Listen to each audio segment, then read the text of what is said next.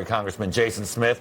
Good morning to you, Mr. Chairman. So, look, many people think the government shutdown impacted the Virginia gubernatorial races, and that may be one of the reasons why Democrats had actually closed down the government. What is your reaction to what we saw happen yesterday? So first, in regards to the election, let's not overreact. There has not been a Republican governor elected in Virginia or New Jersey in the last 2.5, 3 decades when a Republican is in the White House. That's just clearly how it works. The last time we had a Republican governor in the state of New Jersey, there was a Democrat in the White House. So this is just how the natural flow of things work. What the real concerning point is that New York City elected the leader of the Democrat Party, a socialist, a communist, and that is what's controlling Washington, D.C. If government's going to open in Washington, D.C., they should not ask Chuck Schumer. They should ask AOC because she's the leader of the party. So I do want to move on and talk about the shutdown. Of course, Democrats, as you know, blaming Republicans for the shutdown, even though your House bill kept the government funded at Democrat and Biden levels. Why do you think Democrats are refusing to pass such a simple proposal?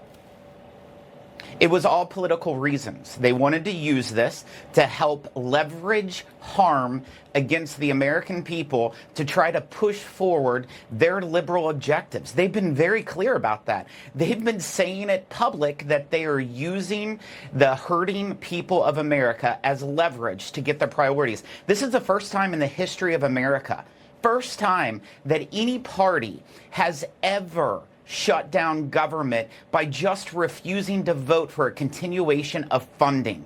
First time, but they're doing that because they want to spend $1.5 trillion in new money. They want to make sure illegals are provided health care. They're wanting to cut funding to rural health care. It's absolutely bogus. It's not what the American people stand for, and it's not what 77 million people voted for last November. Mr. Chairman, 36 days ago, when you originally passed this CR, November 21st sounded like a long way away. Gave you lots of time to get the appropriation bills done. But now the Senate's talking about saying there's not enough time. When Democrats do eventually decide to reopen the government, they're going to need to push that back. What do you think of that, and what's that timeline look like? It will absolutely have to be pushed back because we're at November 5th today. That's 16 days away of funding.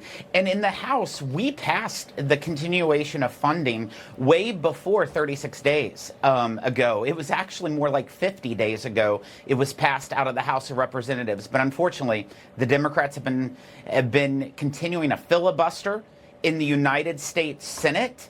And if they continue that, I think that senators might need to look in additional avenues to make sure that the American people aren't hurting anymore.